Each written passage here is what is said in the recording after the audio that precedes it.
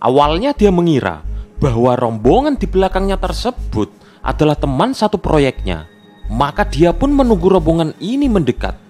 Dari jauh, samar-samar mulai terlihat bahwa rombongan ini berisi sosok-sosok berbadan kurus sedang memanggul sebuah peti. Dia mulai curiga, sepertinya itu bukan rombongan pekerja proyek. Dan begitu rombongan tersebut melintas di depannya, dia pun kaget luar biasa. Karena ternyata di belakang sosok kurus yang memanggul peti tadi terdapat dua orang memakai seragam mirip tentara Jepang lengkap dengan senjatanya. Dia pun langsung ditodong oleh sosok tentara Jepang tersebut dengan senapan. Dan tiba-tiba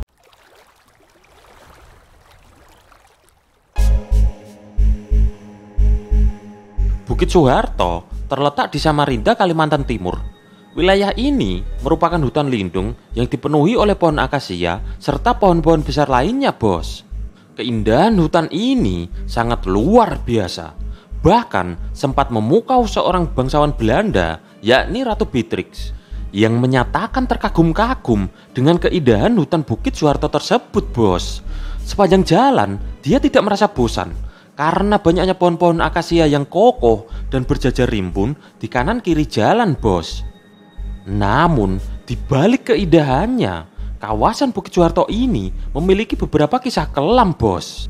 Kabarnya, ketika Jepang menduduki Indonesia, kawasan ini menjadi salah satu lokasi dilakukannya kerja paksa atau yang dikenal dengan istilah Romusa, bos.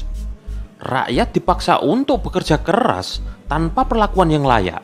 Dan akibatnya, banyak orang yang meninggal dan tidak diketahui keberadaannya sampai hari ini, bos. Banyak sekali korban yang berjatuhan di daerah itu, bos. Bahkan mungkin banyak sekali mayat yang tidak dikenal yang kemudian dikebumikan atau dibuang secara tidak layak di tempat ini, bos. Makanya tempat ini dipenuhi oleh mitos horor. Ditambah lagi sempat tersebar kabar bahwa di era Orde Baru Bukit Soeharto ini pernah menjadi lokasi pembuangan mayat-mayat korban operasi Petrus atau penembak misterius, bos. Maka makin bertambah parahlah kesan angker dari hutan ini, bos. Bukit Soeharto ini juga menyimpan segudang kisah mistis, bos. Salah satunya adalah kisah tentang sepasang suami istri yang sedang mengendarai mobil melewati kawasan itu pada malam hari, bos. Awalnya mereka berdua mengobrol dengan santai. Akan tetapi di tengah perjalanan tiba-tiba sang suami mencium bau tidak sedap di mobilnya, bos. Setelah itu, sepanjang perjalanan dia diam saja, bos. Sementara istrinya terus mengoceh tiada henti, bos. Baru setelah keluar dari kawasan itu, sang suami akhirnya bercerita kepada istrinya. Dia bilang bahwa sebenarnya tadi ketika dia lihat ke spion di kursi belakang ada orang yang mukanya rusak dan buruk, bos. Jadi sosok tersebut menumpang di kursi belakang mobil tersebut, bos. Tapi bos, ada satu cerita mitos yang paling fenomenal di daerah tersebut, yaitu kisah tentang hantu Romusa atau rombongan kerja paksa tentara Jepang, bos. Jadi, ketika proyek pembangunan jalan Balikpapan dibangun pada tahun 1975, seorang pekerja dari luar kota tertinggal dari rombongan yang sudah lebih dulu kembali ke pos istirahat pekerja, bos. Dia tertinggal dari rombongannya karena kebelet membuang hajat di sungai terdekat, bos. Setelah selesai buang hajat, dia kemudian hendak kembali ke pos istirahat, bos. Suasana jalan waktu itu memang sudah agak gelap karena matahari mulai tenggelam, bos. Suasana mulai kelihatan horor dan bisa bikin bulu kuduk merinding, bos. Pekerja ini pun menyusuri jalan setapak menuju pos peristirahatan sendirian, bos. Tapi tiba-tiba dia mendengar suara rombongan pekerja juga beberapa puluh meter di belakangnya, bos. Dan mereka berjalan ke arah yang sama dengan yang dia tuju, bos. Pekerja proyek ini pun merasa lega karena dia memiliki partner untuk berjalan bareng menuju pos peristirahatan, bos. Pekerja ini pun memutuskan untuk berhenti sejenak untuk menunggu rombongan tersebut melintas, bos.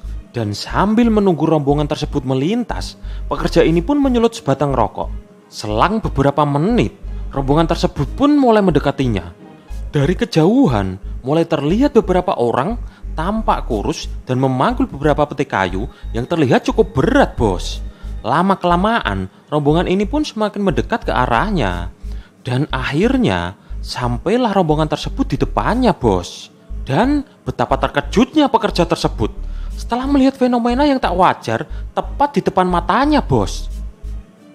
Ternyata, di belakang tubuh-tubuh kurus yang memanggul peti tadi, ada dua orang berseragam mirip tentara Jepang, lengkap dengan senapannya, bos.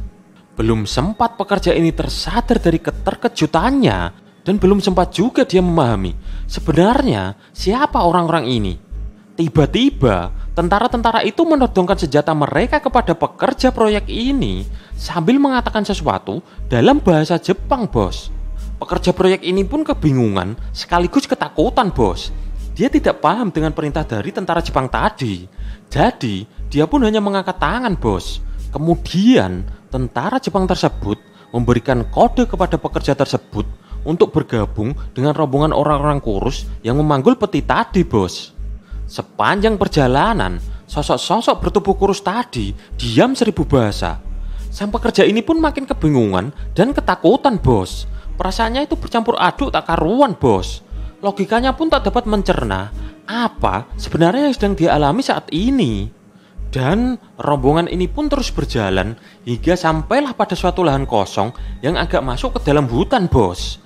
Tentara Jepang itu kemudian memerintahkan sosok-sosok kurus tadi menggali tanah untuk mengubur peti yang mereka panggul tadi, bos. Sementara pekerja ini hanya menyaksikan sambil tetap mengangkat tangan, bos. Dan setelah galian lubangnya sudah cukup lebar dan dalam, maka sosok-sosok kurus tadi pun diperintahkan untuk memasukkan peti tadi ke dalam lubang tersebut, bos. Namun di luar dugaan, tiba-tiba tentara Jepang itu menembaki orang-orang yang menggali tersebut dari atas lubang sampai semuanya terkapar di dalam lubang yang mereka gali sendiri, bos. Karena ketakutan dan kebetulan tentara Jepang tersebut sedang sibuk menembaki sosok-sosok kurus di dalam lubang tadi, maka pekerja ini pun tidak mau menyanyiakan kesempatan ini. Dia langsung berlari sekencang-kencangnya menjauhi lokasi tersebut, bos. Akan tetapi naas, saking kencangnya dia berlari karena ketakutan, dia malah menabrak sebatang pohon sampai pingsan, bos.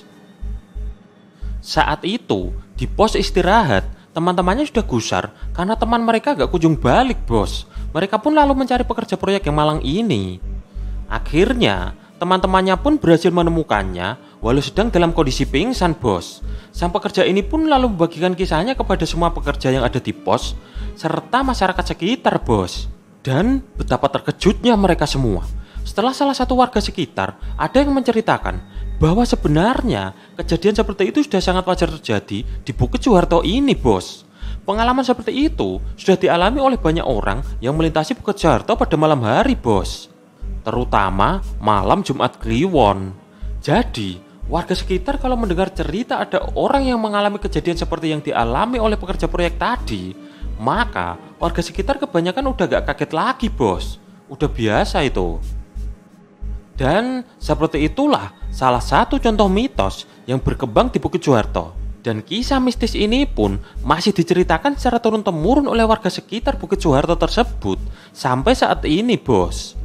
Nah, menurut kalian, sosok rombongan Romusa tadi sebenarnya siapa, bos? Silahkan tuliskan pendapat kalian di kolom komentar.